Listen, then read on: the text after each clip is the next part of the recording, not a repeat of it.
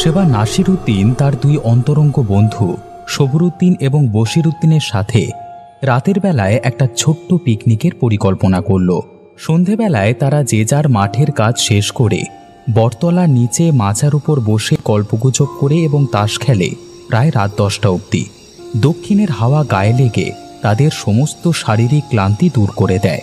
সেই রাতে ছোট্ট টিমটিমে লণ্ঠনের আলোয় বসে তাস খেলতে খেলতে হঠাৎ নাসিরউদ্দিন বলল, শোন বন্ধু, ভাবছি আসছে শুক্রবার জুম্মাবারের রাতে একটা ছোট্ট পিকনিক করলে কেমন হয়? একদম জমে যাবে। এই গরম গরম মুরগির গোশত, সাথে এক থালা করে ভাত। হ্যাঁ, একদম দারুণ হবে, দারুণ। করাই যায়, আমরা তিনজনে মিলে করব। এতে আবার এত পরিকল্পনা বা দিনক্ষণ ঠিক করবার কি আছে? না রে বন্ধু, আমি একটা অন্য কথা ভাবছিলাম। কি কথা? খোলসা করে বল না, ওরকম আমতামতা করছিস কেন? আমি ভাবছিলাম এবারের পিকনিকটা আমরা রাতের অন্ধকারে জিন পুকুরের পাড়ে করব। হ্যাঁ, তোর কি মাথা খারাপ হয়ে গেছে নাকি? না না, ওই জিন পুকুরের নামে আমরা ছোটবেলা থেকে বিভিন্ন রকমের কথা শুনে আসছি। আজ পর্যন্ত কাউকে দেখিনি রাতের বেলায় সেই জিন পুকুরের ধারে একা যেতে। ওখানে গেলে প্রাণ সংশয় হতে পারে। আরে আমার মনে হয় এসব মিথ্যে কথা। গ্রামের মানুষ তো অনেক রকম কথাই রটিয়ে থাকে। আমরা সেই ছোট থেকে এই গ্রামে মানুষ হয়েছি। তুই বল না, আজ পর্যন্ত কোনো কিছু অবাস্তব জিনিস ওই জিন পুকুরে কি আমরা দেখেছি? তা বটে, কথাটা তুই মন্দ বলিসনি। সত্যি তো, আমরা তো আজ পর্যন্ত কোনো কিছু নিজের চোখে দেখিনি, সব কিছুই কানে শুনেছি শুধুমাত্র। না না, তোদের মাথায় কি জিন ঢুকেছে নাকি? সুখে থাকতে কেন শুধু শুধু নিজেদের পরিবারকে বিপদে ফেলতে যাবি? জিন পুকুরের পাড়ে পিকনিকে গেলে আমি যাব নাই বলে দিলাম। আরে তুই একটা ভিতুর ডিম, আল্লাহর উপর বিশ্বাস রাখ। আমরা জুম্মাবারের রাতে জিন পুকুরে যাব। ভাব, সেদিন আমরা পবিত্র নামাজ আদায় করব। আল্লাহ আমাদের সাথে থাকবেন, কোনো জিন আমাদের কিচ্ছু করতে পারবে না। আরে চল না বশির, এত ভয় পাচ্ছিস কেন? আমরা তো আছি তিনজনে, নাকি?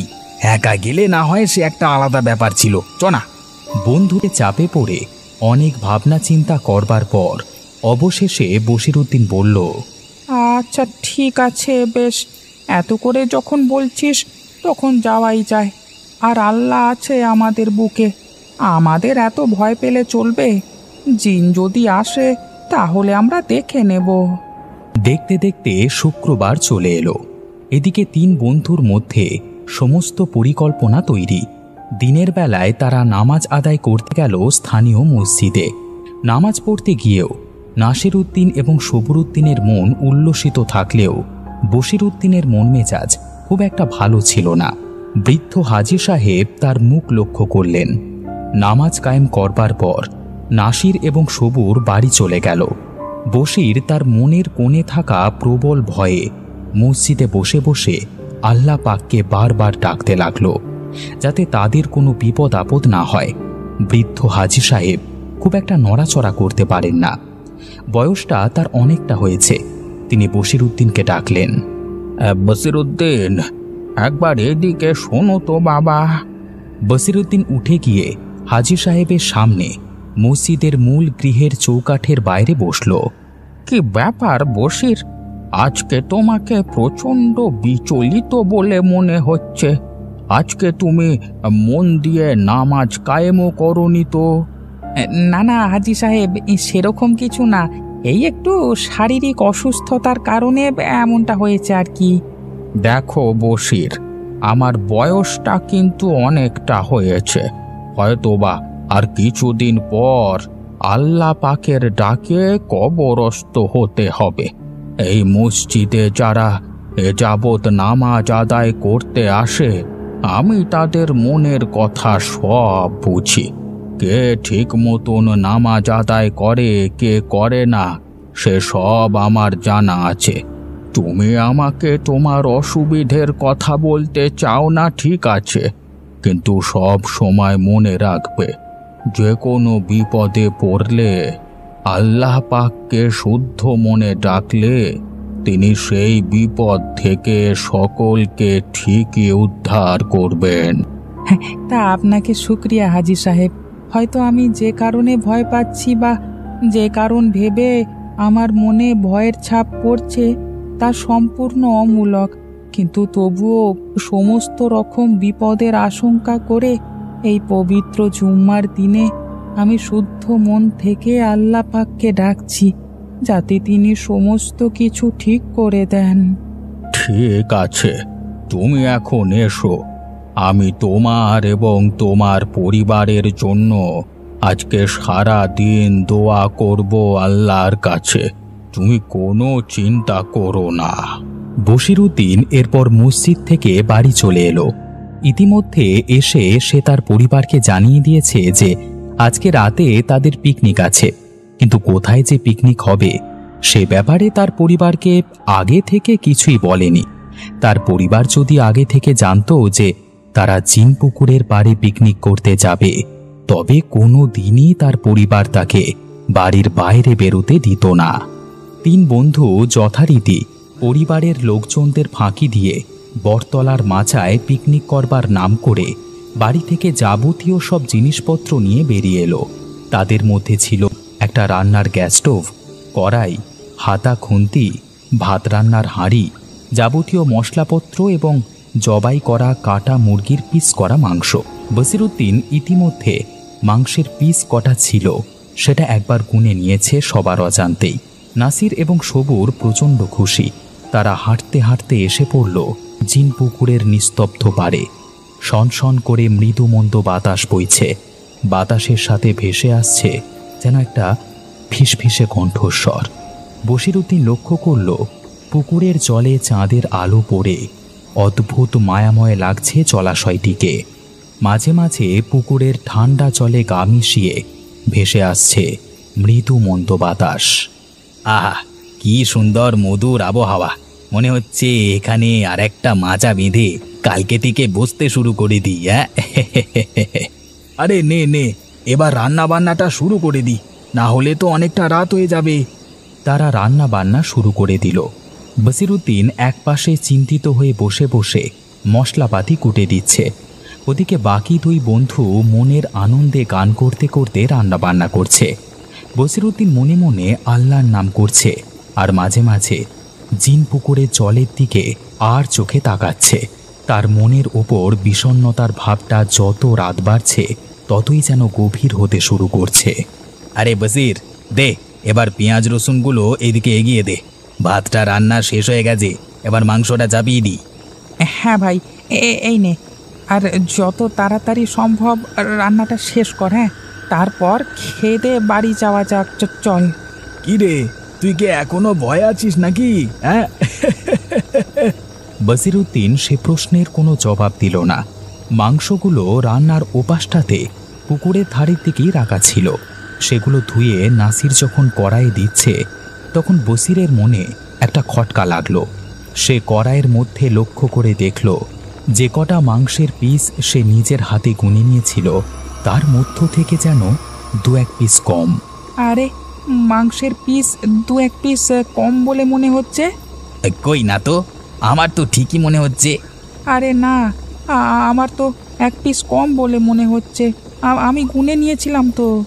শোন ভাই বশির, তুই এই জিনপুকুরের পাড়ে আসতে চাইছিলিস না সেটা অন্য ব্যাপার, কিন্তু এখানে এসে তুই যদি আমাদেরকে খামোকা ভয় দেখাস তাহলে কিন্তু ভালো হবে না, বলে দিলাম। আরে না না, তোরা বিশ্বাস কর, আমি নিজের হাতে মাংসের পিসগুলো গুনে নিয়েছিলাম। এখন মনে হচ্ছে দু পিস কম। হ্যাঁ, কম তো কম, তার মানে যে পুকুর থেকে জিন বেরিয়ে এসে আমাদের অলক্ষ্যে দু পিস মাংসকে চলে গেল এটা তো নয়, তাই না? হতে পারে নিয়ে আসতে আসতে কোথাও পড়ে গেছে, আর আমরা তো এখানে বসে আছি। যদি কোনো জিন বেরিয়ে আসতো পুকুর থেকে তাহলে কি আমরা দেখতে পারতাম না?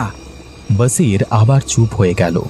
কথাটা মিথ্যে নয়, সে যে কারণে ভয় পাচ্ছে সবটাই তার মনের আশঙ্কা। এখনো পর্যন্ত এর সত্যতা প্রমাণ করবার জন্য কিছুই প্রমাণ এসে হাজির হয়নি। কষা মাংসের সুঘ্রাণে চারিদিক মম করে উঠল। জিনপুকুরের পাড়ে তিন বন্ধুর মিলিত পিকনিক এক আলাদা মাত্রা যোগ করেছে এই রাতে। বশিরউদ্দিনের মনেও এখন আগের মতো অতটা সংশয় নেই। তিনটে কাগজের থালায় ভাত এবং কষা মাংস উঠল। সবাই তৃপ্তি করে খেতে শুরু করল। আজকের দিনটা তাদের কাছে অত্যন্ত স্মরণীয়। খাওয়া শেষ হয়ে গেল। প্রত্যেকেই মন খুলে প্রচুর পরিমাণে খেয়েছে। 3 জনের 1.5 কেজি মাংস। খাওয়াটা কি মুখের কথা? তারা সেই জিন পুকুরের জলে হাত মুখ ধুয়ে থালা বাসন পরিষ্কার করে মেজে নিল। হ্যাঁ রে ভাইরা, পেট তো প্রচুর ভরে গেছে। এখানে একটু বসে জিরিয়ে নিয়ে তারপর বাড়ি গেলে হয় না? কথাটা মন্দ বলিসনি ভাই, প্রচুর খেয়ে ফেলেছি। কি বলিস বসির? না ভাই, এখানে থাকবার আবার কি প্রয়োজন? চল না, আমরা বরং বটতলার মাচায় গিয়ে একটু বিশ্রাম নিই। আরে রাতের বেলায় এখানে কেউ আসে না, সাপ খোপের ভয়ও তো আছে, তাই না? দেখ সবুর দেখ, আরে বসিরের মন থেকে এখনো ভয় যায়নি।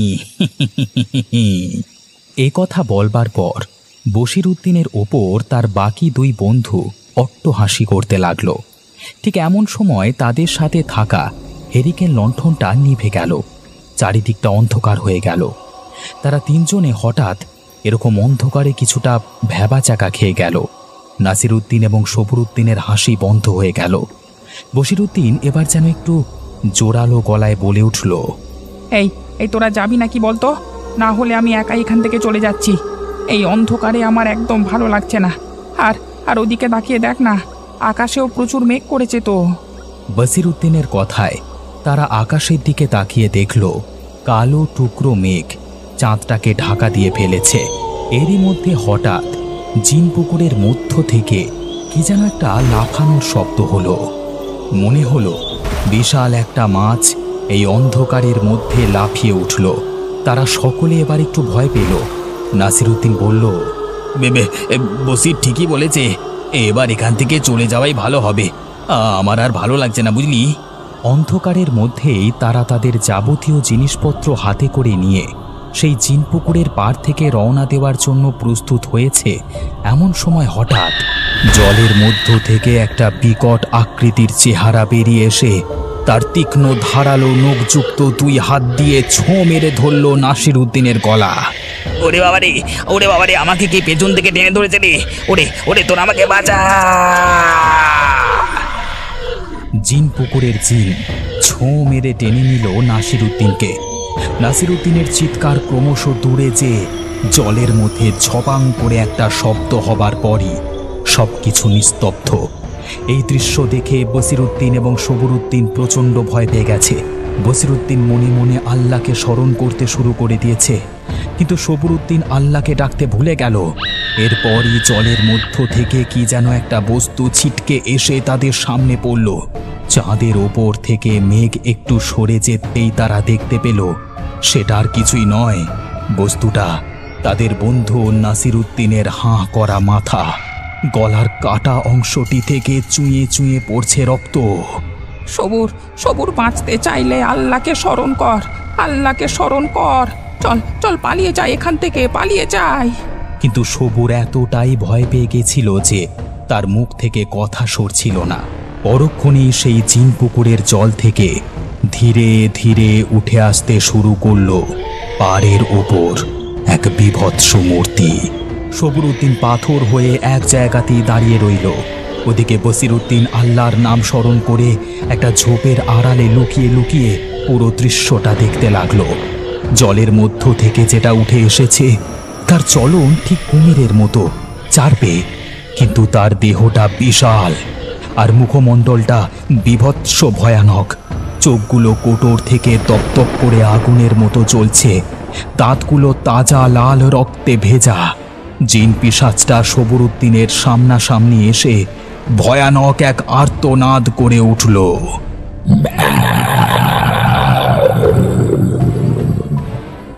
কিন্তু সেই আর্তনাদেও সবুর উদ্দিনের কোনো হেলদোল নেই। তাকে যেন সম্মোহিত করে নিয়েছে সেই জিনটি।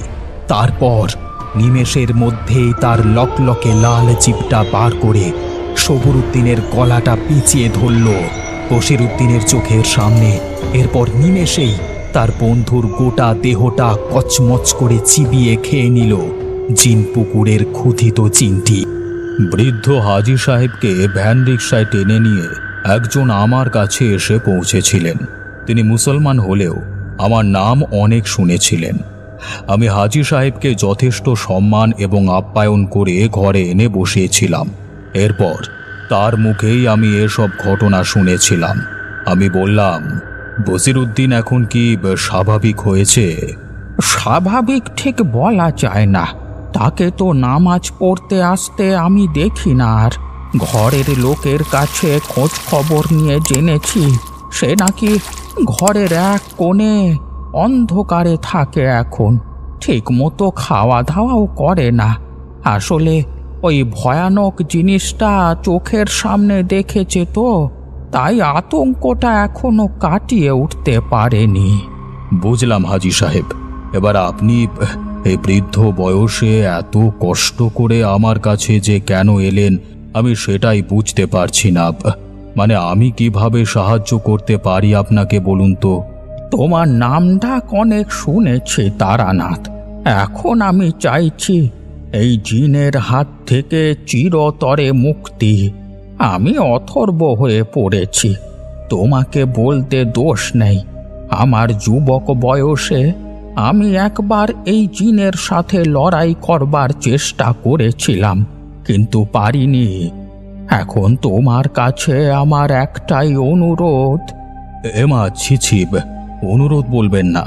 আমাকে কি করতে হবে, কখন করতে হবে সেটা আমাকে আপনি পুঙ্খানুপুঙ্খভাবে বলে দিন। আমি আর কদিনই বা বাঁচব, তাই মরবার আগে দরকার হলে নিজের জান দিয়েও আমি ওই জিনটিকে শেষ করতে চাই। কেউ জানবে না, তুমি আমি গোপনে কাজটাকে সারব। তুমি আমাকে না করো না তারানাথ। বৃদ্ধ হাজী সাহেবের করুণ মুখ দেখে আমার প্রচণ্ড মায়া হলো। আমি মনে মনে প্রতিজ্ঞা করলাম, নিজের জীবন দিয়ে হলেও আমি ওই জিনটিকে শেষ করবই করব। সেদিন গভীর রাতে আমি, বৃদ্ধ হাজী সাহেব আর একজন সাকরেত জিন পুকুরের পাড়ে এসে পৌঁছালাম।